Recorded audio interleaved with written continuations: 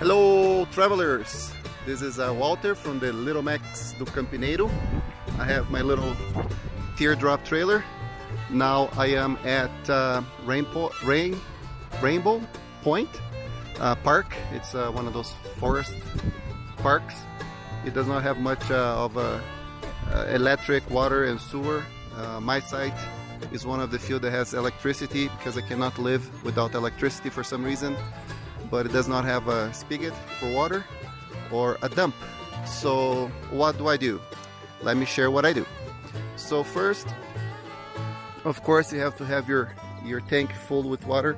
Mine is about 3/4 full. So I'm just getting a couple buckets of water, or 3 or so. Each one of those probably is like almost a shower for me. So I'm just going to complete the tank. And you know me and my suction cups, they serve for a lot of things. So I just decided to create a little funnel here. And you're gonna ask me, well, there's so many other things. Yes, but I'm just too lazy to go to the other side where I have my storage and get my other gadgets. But I show you a little picture here what they are.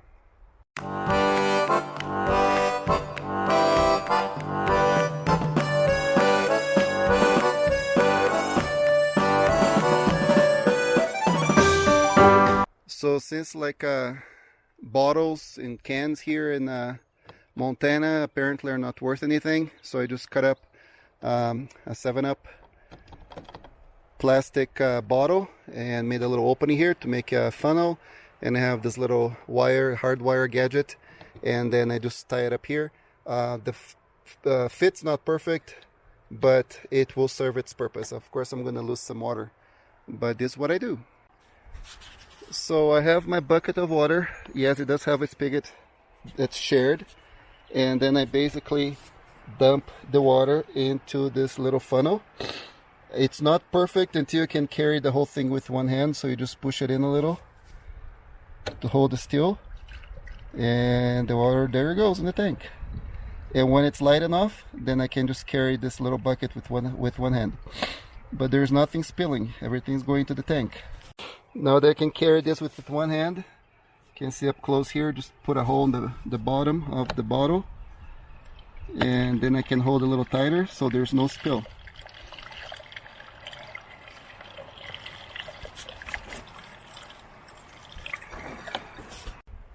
Well, since I got a small trailer, everything needs to be compact, so this is a collapsible bucket. It comes down flat, really small, and then I'll show you what else I use it for. So get some more water. Okay, I think 4 buckets is enough. If you're skilled, of course, you can carry, because it's heavy, the water, you can just kind of hold the bottle with one hand and holding the bottom of the bucket at the same time, and just flip it with the other hand, and that should give you some support. Yeah, when you travel alone, you have to be creative. Now, if I'm in a situation where I need a lot of water, my tank is small, but some people have bigger trailers.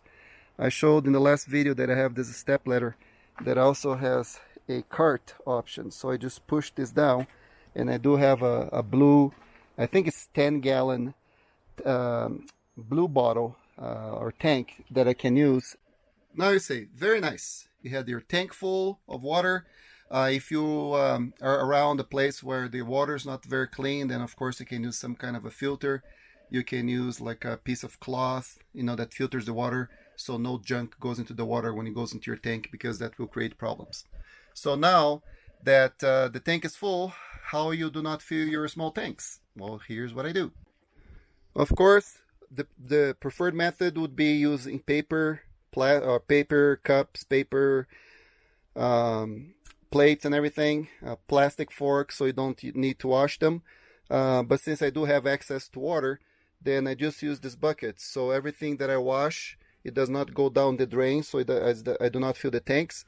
It goes into this bucket. And then most camping places, they have an area where you dump the sink water. There's like a sign that says sink water only, and that's usually what I use. And then in the shower, what do I do in the shower? So the shower, as you know, most trailers, when you open up your hot water and cold water, it's never at the temperature that you want. So what I do, I just fill this bucket to about 2/3, and then, or half, and then I use that water to shower myself. Of course, I rinse myself first when the water is at the right temperature. I make sure the water here is at the right temperature, and then I rinse myself, and then I just use this bucket, you know, the water from here, just kind of wash the rest of myself. And then when I rinse myself, I put the bucket in the middle of my legs, and of course I'm not going to demonstrate, I'm sorry. But then when I rinse myself, the water center usually is like between your legs, so it drips inside of the bucket. So yes, there's some loss. The water goes into the shower tub and it goes into the tank, but you would be amazed how much water, if you have this bucket between your legs, goes into there. It usually fills up to the top. So it is a lot of water that can be saved by using this bucket in the middle of your legs. Well, those are my tips for today, how to conserve water and how to put water in your tank. If you have any comments, suggestions, I'll show pictures of the other things that I have, but like I said, I was just too lazy to get them out. Alright, we'll see you in the next short video.